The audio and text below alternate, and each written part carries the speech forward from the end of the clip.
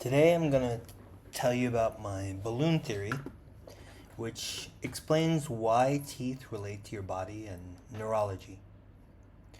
So, some folks think I'm crazy when they think that when I talk about how teeth have such big impacts on the brain, on the body, and they think, okay, it's just teeth.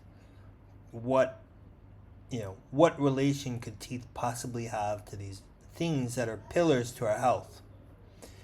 Um, and I'm gonna provide a lot more evidence in future articles, but in this article, I'm gonna lay out the core logic of how it works. And before I do that, I just want to lay out that I think it's really well documented, actually, that people have realized the correlation between teeth and health for a long time. So I remember when I was a kid, um, and I was learning history, American history, they would teach you how, when there was slavery, like one of the primary things that they would look for in slaves was their teeth to determine whether the slave was healthy and strong, right? And you hear the same thing in horses. So when they buy horses, the first thing they do is they look at teeth because teeth are a really good indicator of health. And then even today, um, you look at models or you look at professional athletes, and the thing that is consistently different about them is that they have straight, typically wide arches, especially models. And they never did orthodontics, right? And they have these wide, kind of symmetric faces and really great bodies. And that's pretty much consistent of any, high level professional athlete or world class model. And I'll explain why that is. So, first, now I'm going to explain why I like to call it a balloon. And I want to give credit to an old friend, Marcello. He was, I've known Marcello since I think late 2014, early 2015. So it's been 7 or 8 years. He was, in this TMJ world at the same time I was, and we were figuring it out and chatting a lot.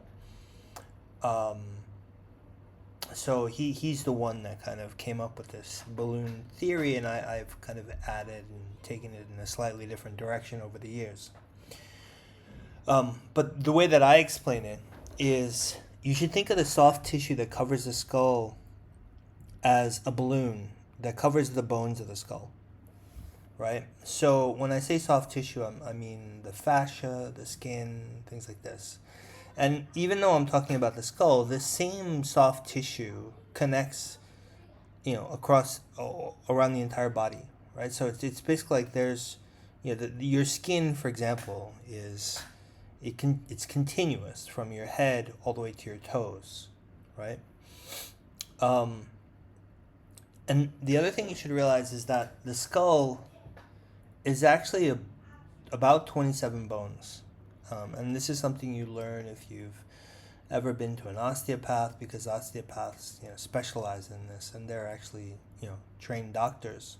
So a skull looks a bit like this, and it's got these different bones, and these are the names of those bones. And between the bones, they're connected at these soft tissues, sutures. So they're called sutures. And the skull actually kind of like breathes. So all these bones move when the skull is healthy. So that tells you that these bones are detached, right? But they're connected with this soft tissue. And if you've ever been to like a craniosacral therapist, this breathing that I'm talking about is exactly what they specialize in. And their theory is that if you correct the movement of this breathing of the bones, you can correct a lot of health issues. And if you're kind of like, if you want more evidence that the skull is actually 27 bones that are movable, all you have to do is watch a YouTube video of someone getting punched in the face in slow motion. And you'll see that the bones of the face all kind of move to take this impact. And we're very lucky that this happens, because if the skull were a single piece, it would shatter much easier, right? Like if we fall on our head and it was one piece, you can think of it being a lot more like a vase that falls onto the floor. So this process that occurs as we age is that this balloon, or the skull, deflates, right? You can think of it starting with this big one going down to the small one. And that is essentially crushing the bones of the skull, which in turn crush the brain. And so one way that I like to describe it in terms of visualizing is, imagine that inside this balloon, right, instead of a woman, you saw like a Lego structure. And that Lego structure represented your skull, right? Different pieces connected, but not kind of like they're movable. Now, if you were to take air out of the balloon and you had that Lego structure in here, as you started taking more air out of the balloon, that Lego structure would be crushed and would start to change shape. And that is exactly what happens to your skull as you age. Like the air is let out, the skull is crushed, your bones become more asymmetric. That is why you have more asymmetry as you age. It is why your complexion starts to get worse. Right? Like, have you ever found a person whose complexion improved with age? No, it doesn't happen, because this is a process that typically goes one way. And the other thing to note is that when this skull gets crushed by the soft tissue, the skull is the protector of the brain, and so the skull starts to crush the brain, and the brain is the house of things like cognitive function and your neurological function, everything that works in the body. And so it's just natural to think that if you crush the brain, you're going to impair these things as well. And that is why typically as we age, you notice that neurological function deteriorates, cognitive function deteriorates, people think slower, people have less attention span. With neurology, people develop neurological diseases, people, slightly go a bit nuts as they get older, some people, right? So these are just kind of the normal things that we see with aging. So now, if you accept that as having some validity, the next question to ask yourself is, why does the soft tissue of the skull collapse inwards with aging? Like, why does this have to happen? Is it programmed into our genetics? Or, what is the cause? And this is where my strong view is that it's purely physics. The soft tissue that is covering all of this, it also goes around the jaw, right? Like your tissue, your skin, of course, covers your jaw.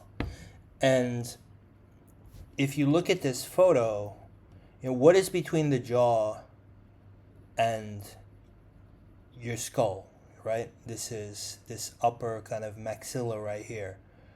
You have these, which are the teeth. And what we know is that if you completely remove these teeth, this jaw would swing right up until it hit the upper jaw, right? And all you have to do is look at people that don't have teeth, and that is exactly what happens. Now, if you imagined that this jaw swung all the way up to there, you would need a lot less soft tissue covering the skull to cover this thing, right? Because you're losing all this vertical height between the skull and the jaw. And the problem is that when you lose all this height, the soft tissue, cannot just disappear. It kind of deflates or shrinks. And that, the way that it's designed, ends up crushing, it just doesn't decrease over here. It decreases across the entire body as well as the skull. And that is what ends up crushing the skull. Right? And I will show you in other videos why why I think that there's a lot of logical backing that process actually occurs, right? And all you have to look at is people that don't have teeth and the fact that all their muscles and soft tissue is screwed up. Um, so the next question is like, why does this aging process happen? What triggers this reduction in this dental height? And the answer is that we wear down our teeth over time, right? Some people, they're very cognizant that at some point in their life they were grinding their teeth. But even if you're not grinding your teeth, like you're always just wear and tear. It's enamel, and you're going to wear it down. Right? So it is the loss of this dental height that I'm going to argue is what causes this mechanical collapse of the skull. Um, and because it's a mechanical collapse that is basically dictated by physics, you can also reverse it. And that is what my method is completely about, is that you can actually add some height between the jaw and the skull, and this entire process that happens that we associate with aging goes into reverse. And I'm not talking theory here.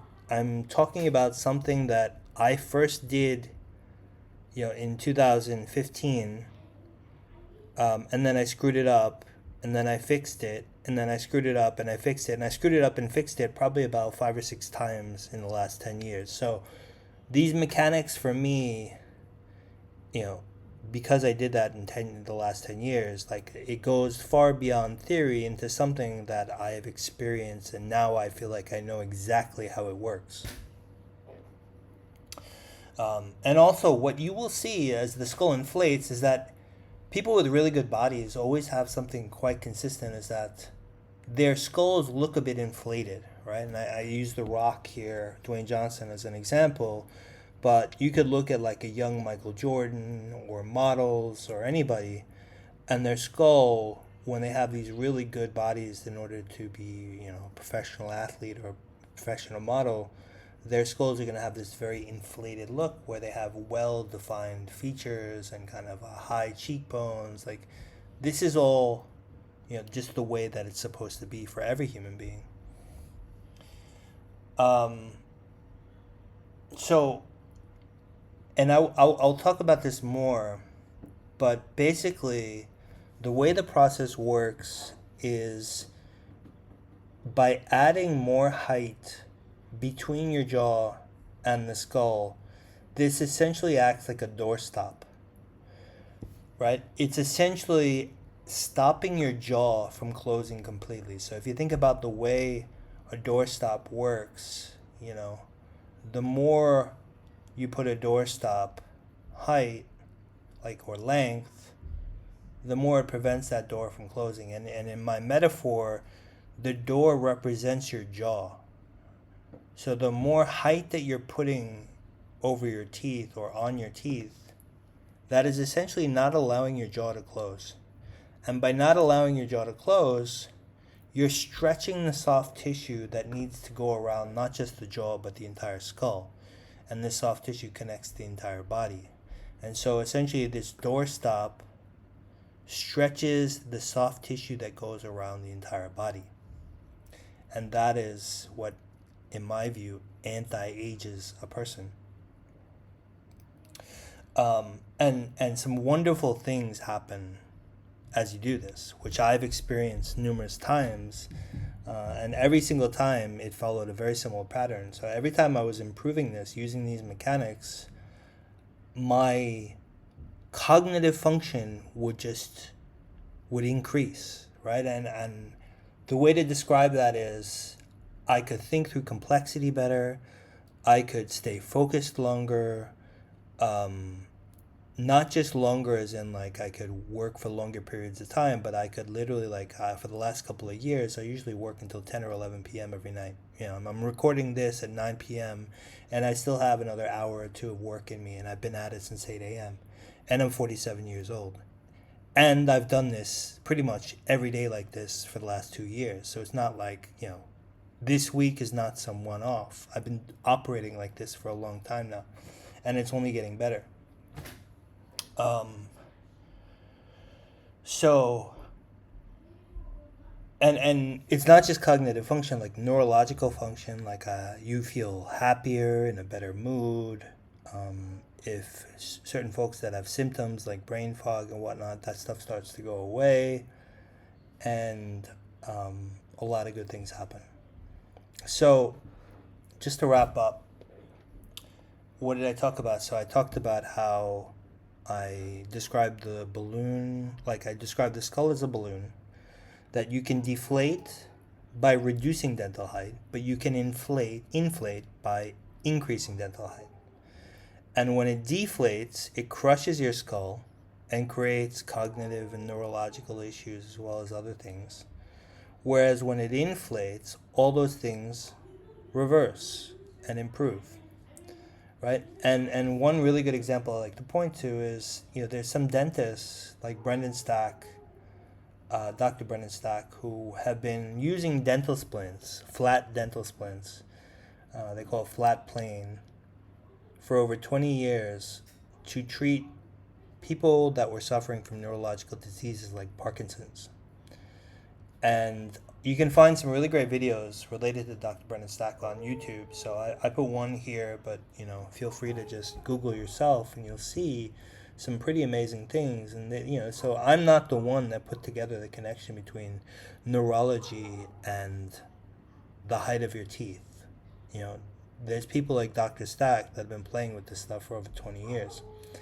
And I'm pretty well acquainted also because I was actually traveling to Virginia a couple times, which is where Dr. Stack's office was. He was the partner to my dentist for a while back in 2018, when I was visiting a dentist named Dr. Jeff Brown, who was also an ALF dentist at the time, and I was using ALF at that time. So, I had done a bunch of research at that time, and that was part of how I started putting together this puzzle.